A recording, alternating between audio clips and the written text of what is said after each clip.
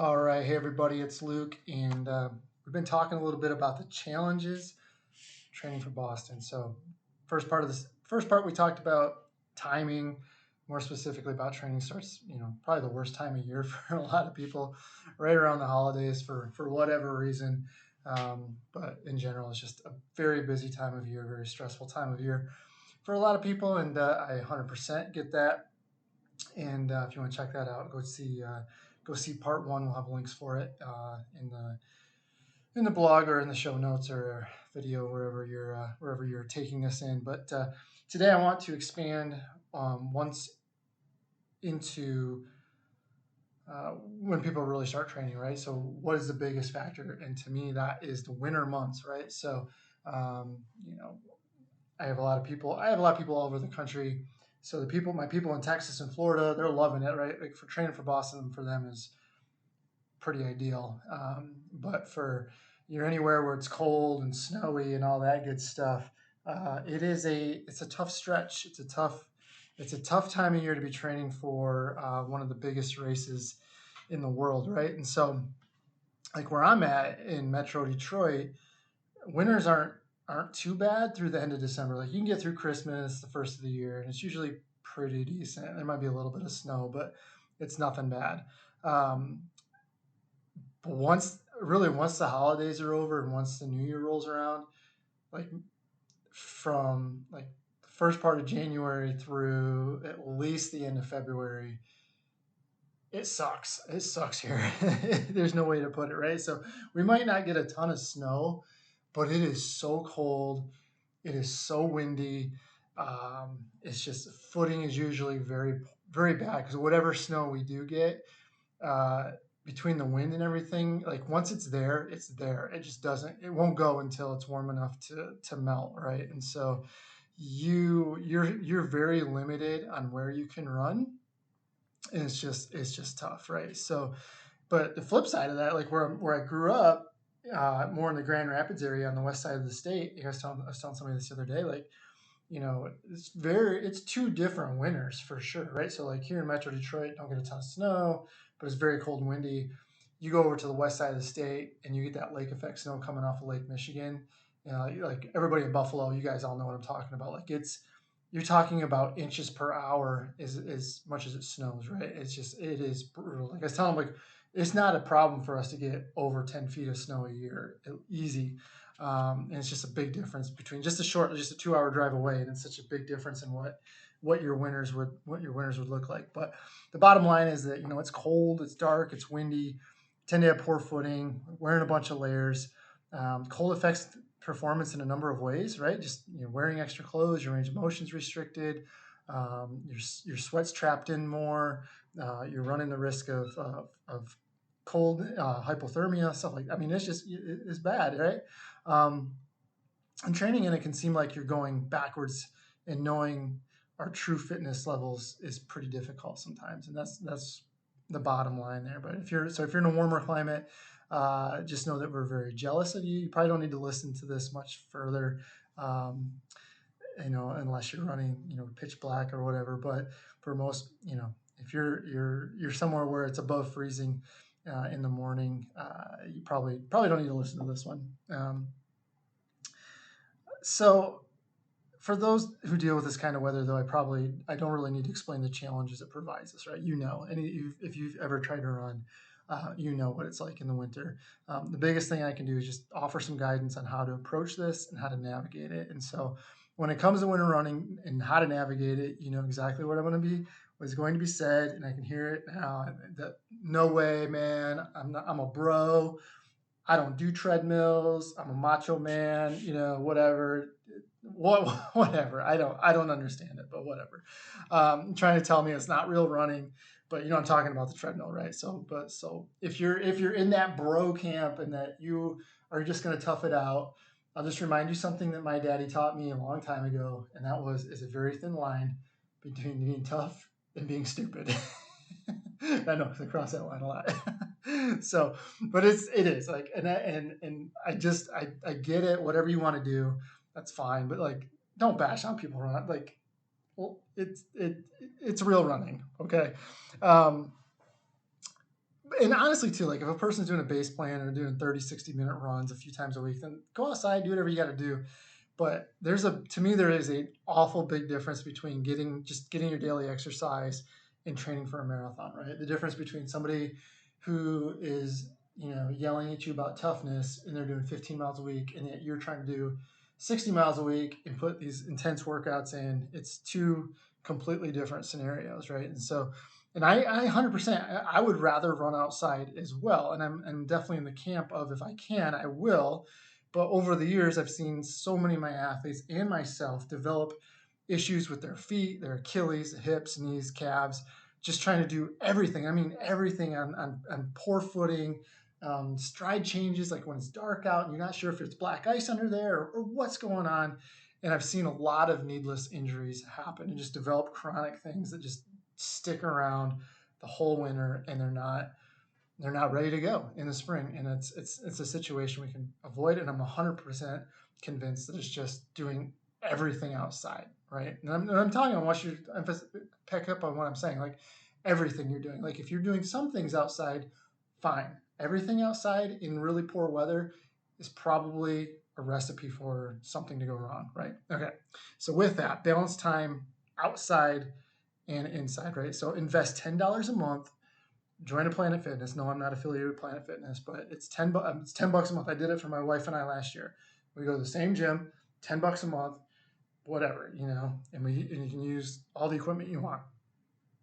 Commit to doing at least your easy runs on poor footing days on the treadmill, right? So if it's really poor footing and you say, oh, all I can do is muster, I can maybe suffer through 60 minutes of running on the treadmill.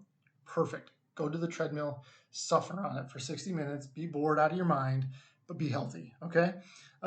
Even if you only need, oh, and here's the other thing too. Once you're done with that 60 minutes, go take 20 minutes and do some lifting.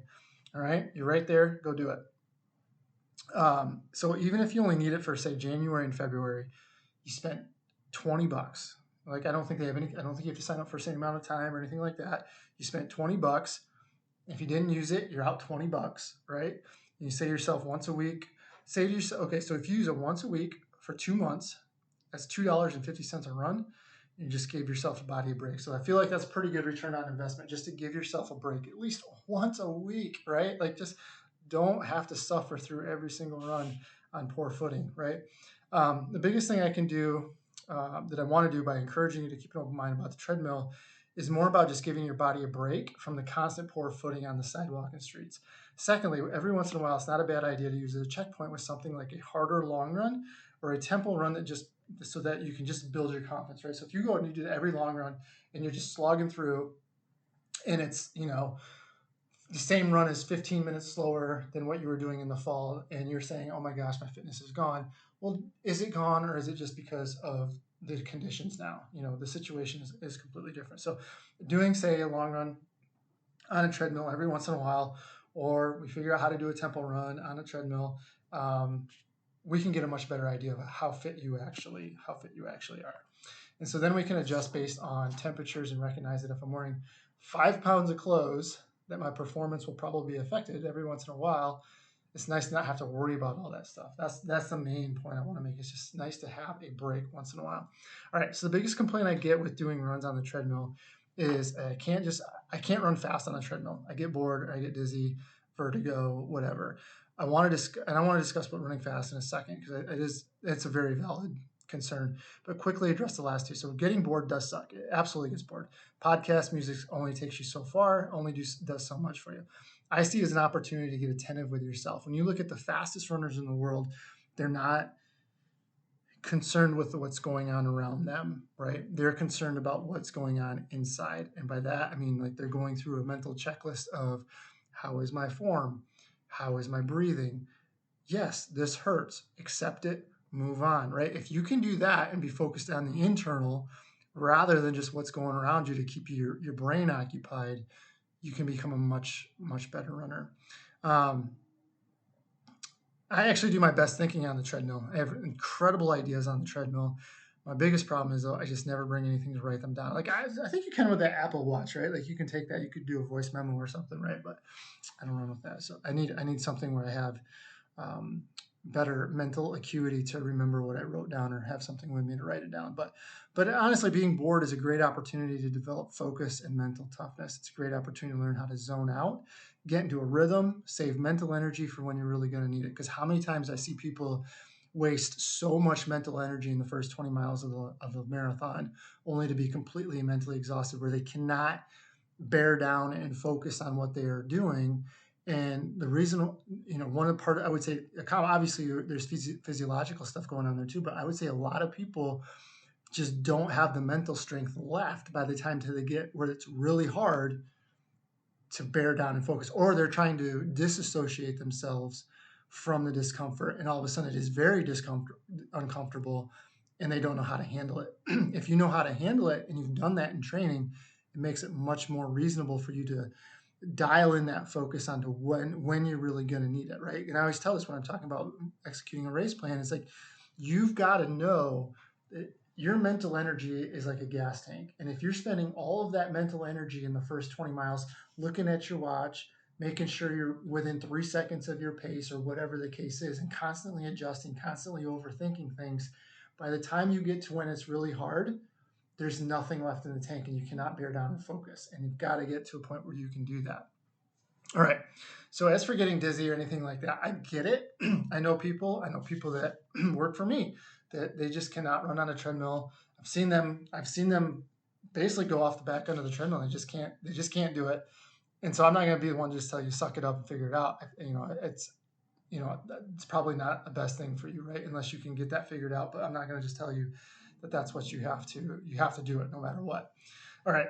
So as for running fast on a treadmill, yes, I understand the issues. I think that anything in the speed category or faster, I would personally require, like you watch them in the labs, in those exercise phys labs where they're got those treadmills, they're basically built into the ground and there was a tether coming down from the ceiling, like a harness coming down from the ceiling.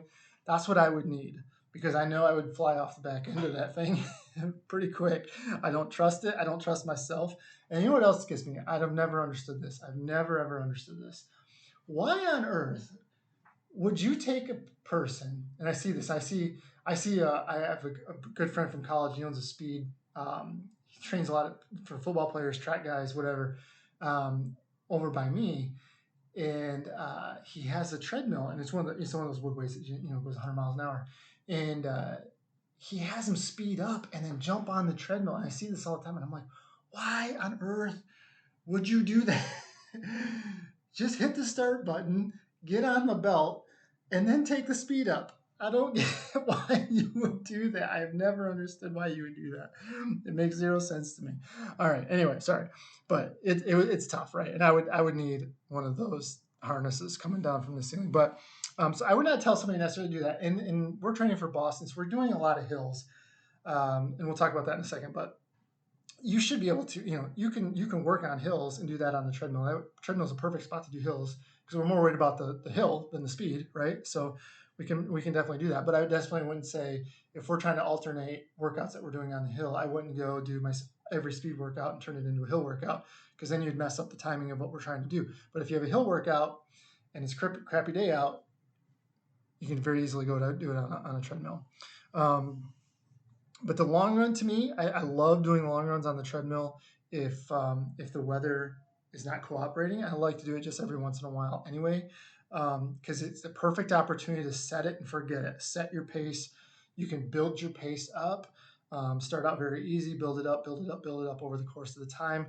And then you can really work on that mental aspect of things, right? And it does get boring. And the other thing too is you can work on your fueling amazing, because how many times when it's 20 degrees out and you're trying to flip your gloves off to get to a gel packet, try to open up a gel packet when it's freezing out, and then it's like it's a clumpy mess in your mouth. It's just a disaster, right?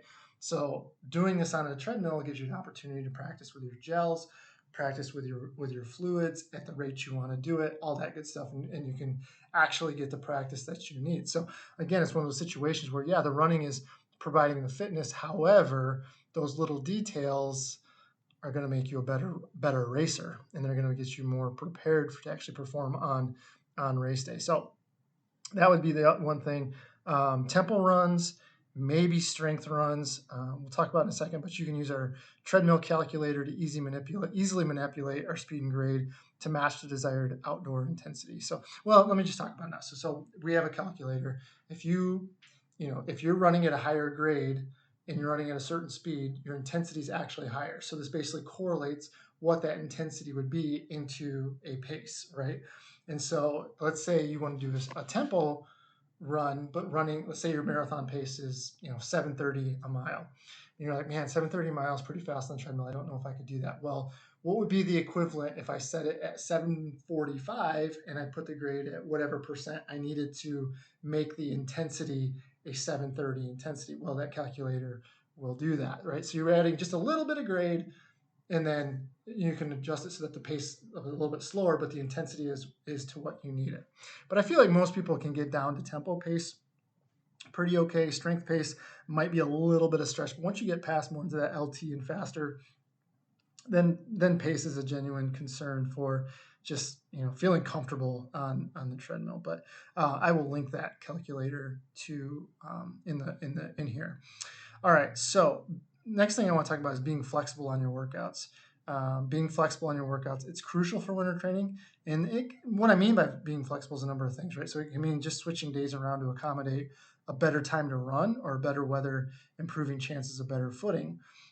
So let's say you have a week where you have a big marathon pace workout, but not a significant long run.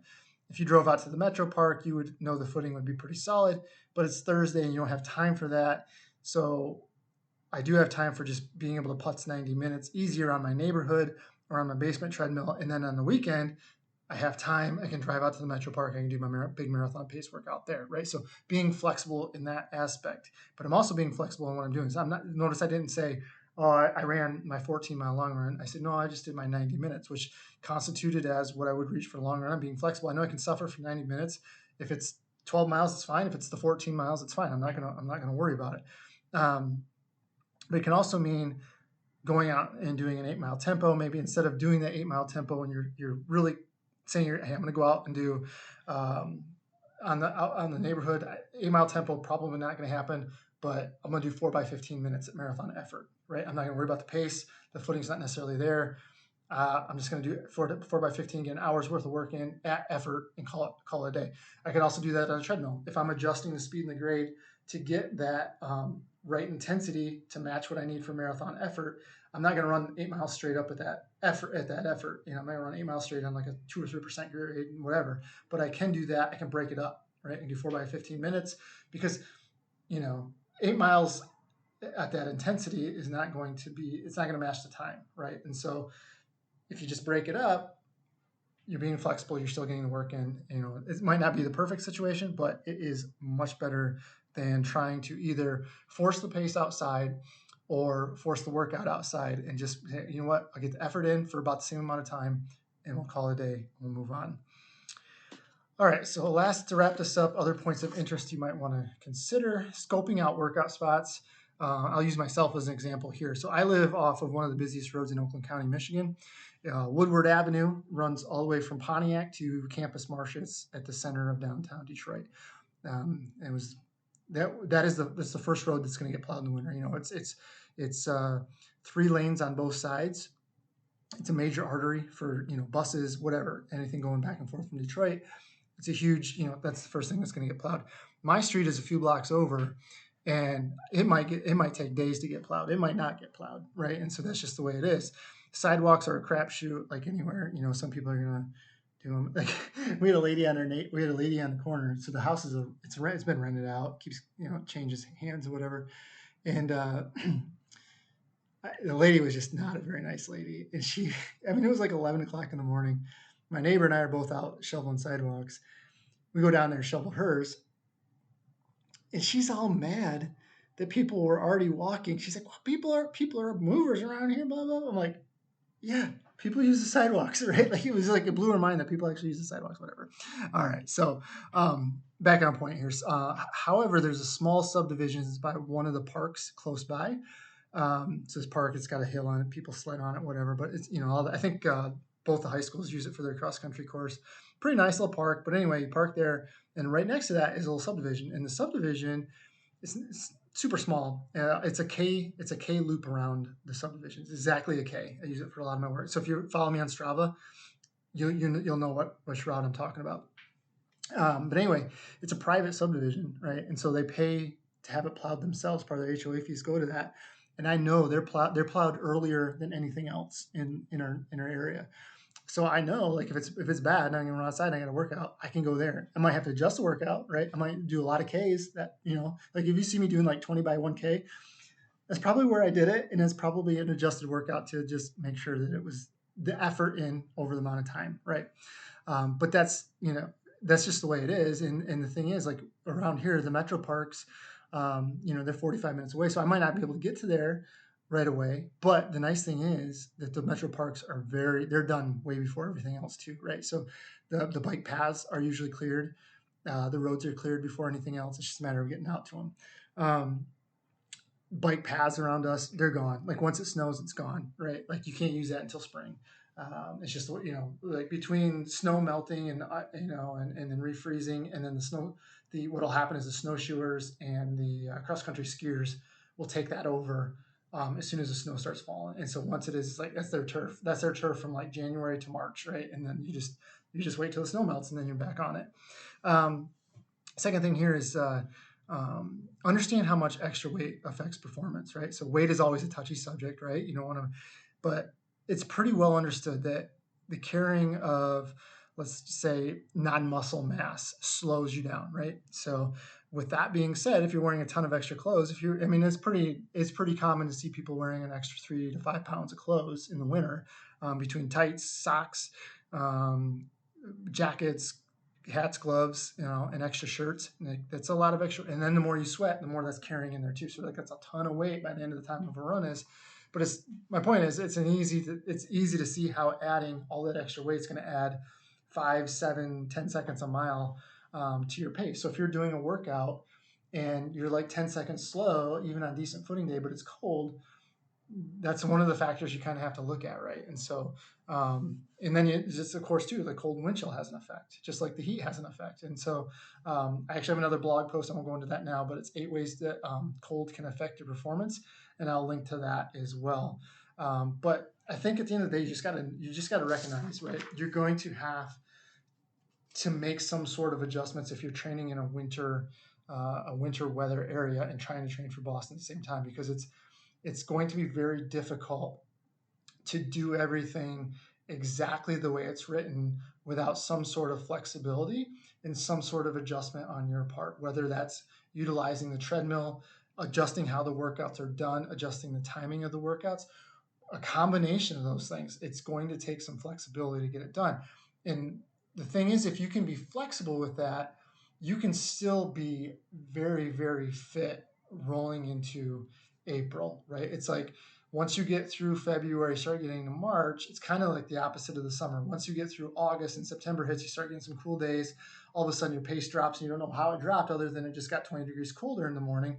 But you're like, oh, I am pretty fit, right? And it's the same thing here. Like you can be struggling all winter, and then March 15th rolls around, and all of a sudden the sun reappears, and it's 50 degrees in the morning, and all of a sudden the workouts are like, oh, I'm not wearing 10 pounds of clothes, and my pace has dropped 20 seconds, right? So the same type of thing, and all of a sudden you realize you're fit, but you have to be willing to be flexible and adjust over the really tough stretch over January and February, so that you can get to that point in March where you realize, wow, I really am pretty fit, right? And then you have a few weeks for that confidence to build, and all of a sudden you're ready to run on Patriots Day. So with that, that's the part 2 of my little segment here. And if you think you want to join us for some Boston training, we would love to have you. We are filling up some spots now. We're going to limit it this year because we're going to be more individualized on the attention. So we are going to limit the spots, and we are filling them up as we speak. You still probably have a little bit of time. I'm recording this on October 9th, so the program doesn't start until December 4th. But if you're interested, you want to sign up now, I will have those links for you. And just take a look in the show notes or the description of the video.